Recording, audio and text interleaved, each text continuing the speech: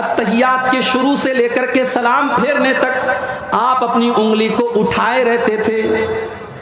ये हमारे बहुत सारे भाइयों ने जो तरीका बना लिया है कि अशहदु अल्लाह के ऊपर उठाते हैं और इल्लल्लाह के ऊपर उंगली को नीचे कर देते हैं। माफ कीजिए, ये हदीस से साबित नहीं है। पूरे तशहुद में अत्तहियात आपने जब से शुरू की है, सलाम फेरने के टाइम तक आपकी उंगली ऐसे उठी रहेगी। बीच बीच में आप थोड़ा थोड़ा उंगली को हरकत देंगे। जब दरूद शरीफ पढ़ेंगे तब आप हरकत देंगे, दरूद शरीफ के बाद की दुआएं जब आप पढ़ेंगे तब आप हरकत देंगे। ये हरकत देना भी अल्लाह के रसूल सल्लल्लाहु अलैहि वसल्लम से साबित है। तीसरी रकात के लिए जब आप खड़े होते तो आप रफा यदैन करके अपने हाथों को सीने पर बांध लेते। तीसरी और चौथी रकात में आप सूरह फातिहा पढ़ते थे, कभी कभी कोई और सूरत भी पढ़ लेते थे, लेकिन आमतौर से सिर्फ सूरह फातिहा पढ़ते थे। और जब आप नमाज के आखिरी तशहुद में बैठते थे तो अपने बाएं पैर को आप दाहिने पैर के नीचे से निकाल के अपनी कमर के बल बैठा करते थे और अत्तहियात पढ़ते थे। अत्तहियात के बाद दरूद शरीफ पढ़ते थे। दरूद शरीफ के बाद आप मुख्तलिफ दुआएं पढ़ते थे। अल्लाहुम्मा इन्नी ज़लमतु नफ्सी वाली दुआ भी पढ़ते थे। अल्लाहुम्मा इन्नी अऊज़ु बिका मिन अज़ाबि जहन्नम वाली दुआ भी आप पढ़ते थे। उसके बाद आप अस्सलामु अलैकुम व रहमतुल्लाह, अस्सलामु अलैकुम व रहमतुल्लाह, दाहिनी और बाएं तरफ आप सलाम करो। ये है अल्लाह के रसूल की नमाज का तरीका। अब कोई अगर ये कहता है मौलवी साहब आपने तरीका तो बता दिया, लेकिन हम तो उसी तरीके पर नमाज पढ़ेंगे जो बाप दादा से हम देखते चले आए थे।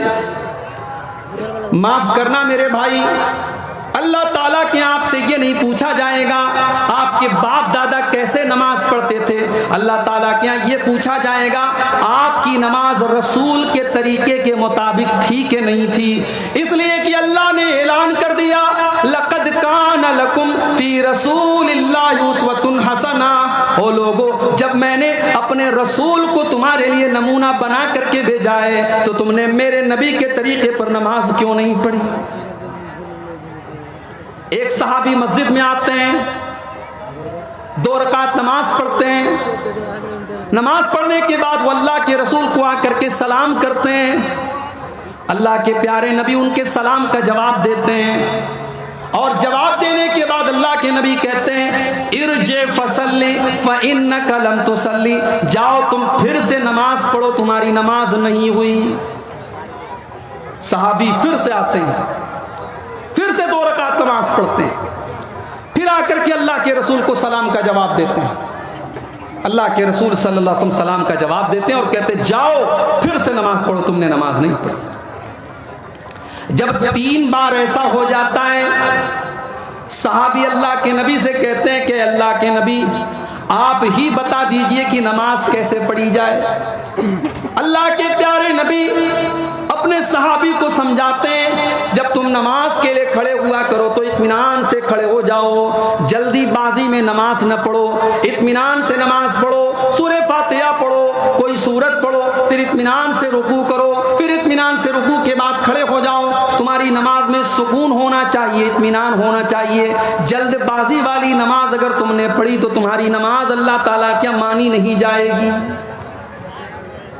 मेरे भाइयों, अपनी नमाजों का जायजा हम और आप ले लें कि हमारी नमाजें अल्लाह के रसूल के तरीके के मुताबिक हैं कि नहीं। और आगे बढ़ो, ये तो नमाज का मामला हो गया।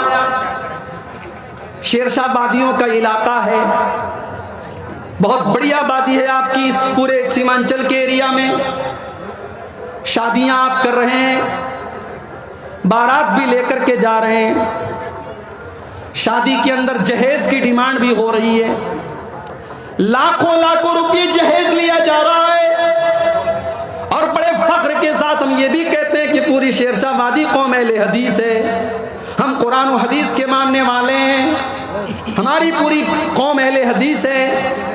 मेरे प्यारे भाइयों, अहले हदीस होने का दावा करना ये अलग बात है और उस पर अमल करके दिखाना ये अलग बात है। अगर हम अपने आप को अहले हदीस मानते हैं और कुरान और हदीस पर चलने वाला अपने आप को कहते हैं, तो फिर कुरान की ये आयत हम शादी ब्याह में क्यों नहीं पढ़ते और कुरान की इस आयत को अपने शादी ब्याह पर क्यों फिट नहीं करते।